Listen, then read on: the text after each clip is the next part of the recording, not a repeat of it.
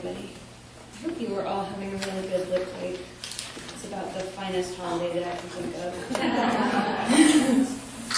I'm going to read a few short poems from my book, Open Winter, and then a couple from my new collection, Tenor and Vehicle, which just started circulating 2 weeks ago. This is called Present Tense.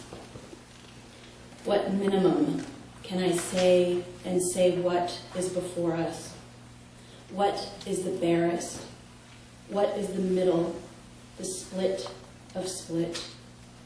I used to imagine telling dreams and knowing what to tell, and the need in the telling, like knowing the ocean made of lemon and the single word, sweet. How setting it down and lifting it again revealed the single thing one can lift. I ask, on and on, water and sleep, and water can't feel the minimum so much as spine. Something singing out complete and incomplete out.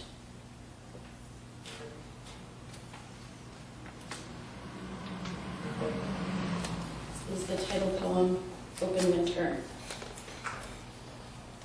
Light has risen and spread itself thin, the hour between here and dreaming.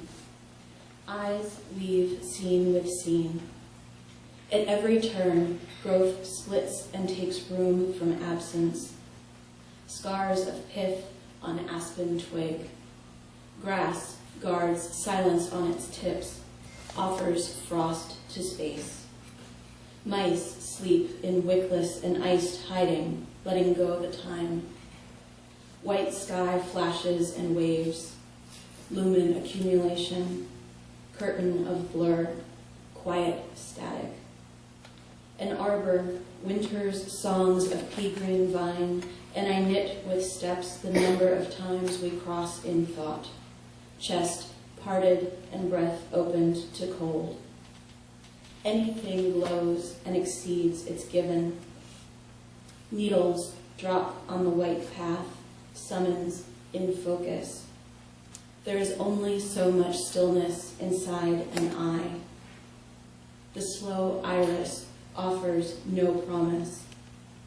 Downhill, the river rushes past, cold Ohio water, knowing nothing of ending, only its present name. Hearsay. My friend explains a tense in her native tongue reserved for hearsay, for what has passed that you didn't yourself witness, but pass in speaking. We mistake hands and leaves, picking the last grapes, and grapes gone to raisin under September moon, asking if there are circumstances when it's best to keep yourself in. Here's another. These have dried around their seeds and glow now. Fingerprints on fruit skin, not a far color from the stains we wake to find, but sticky, sweet still. Is it better to be understood or to be loved?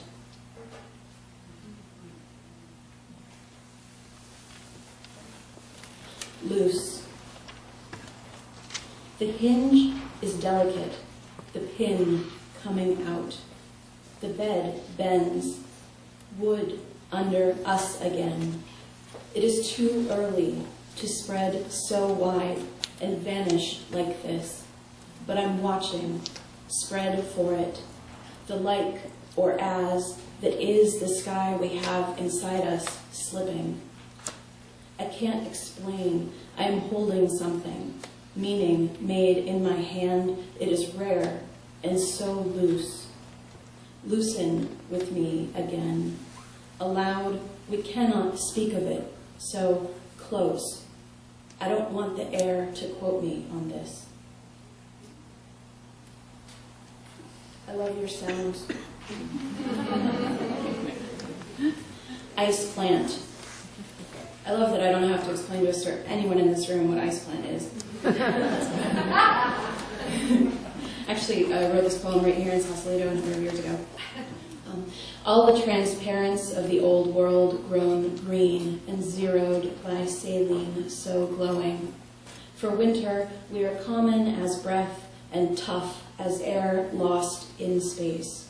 Felt at edge as edge, so filled we cannot but become the frost, become the lines we become, at the coast succulent, the bluff on an empty day, a day spread, so spread there is nothing beyond but more line and the air to feel it.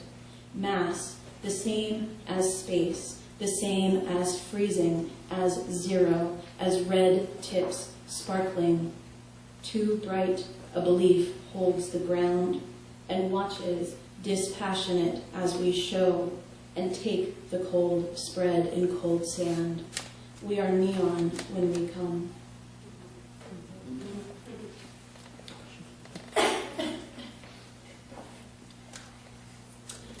Language.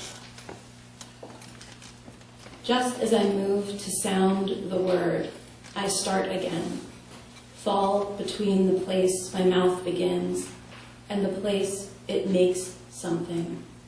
The sudden here, synonymous with place and loss, the dark world holding my body differently.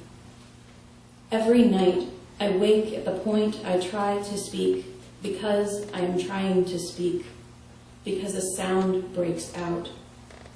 There is no way to try a word when silenced by it. The dark outside will never show the inside of my mouth back to me. Losing that word over and over is the same trouble as what I carry. Maybe all lost things are meanings beyond here and now. Maybe there are no metaphors, just what is true and what is true. Blood and stone.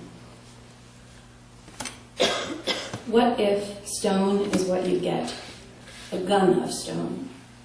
What if the table beneath it were, and the walls catching the sound? What if no one knew you were around?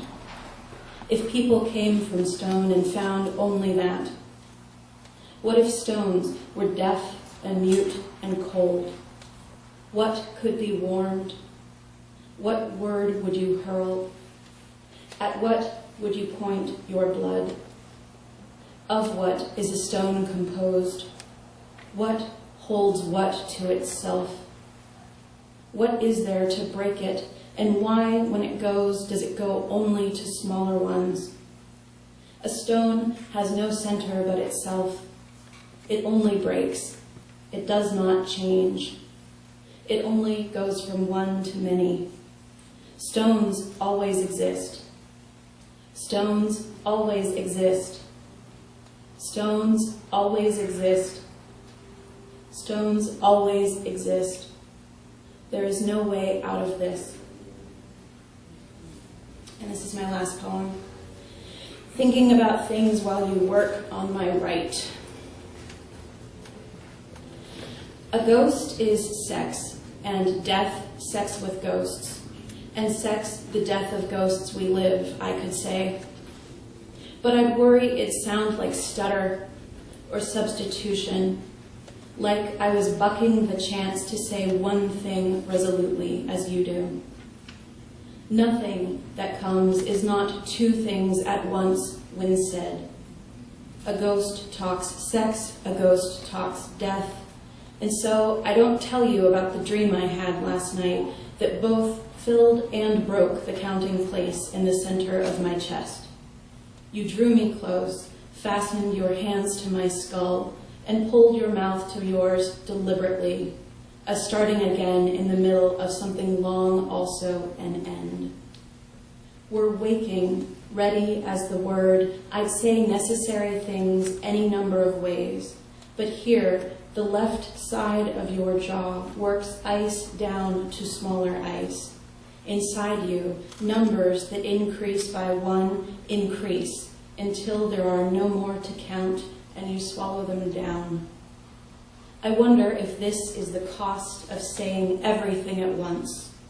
sounding like a ghost, working names for sex and death, working words into nothing, into the very walls we sound through.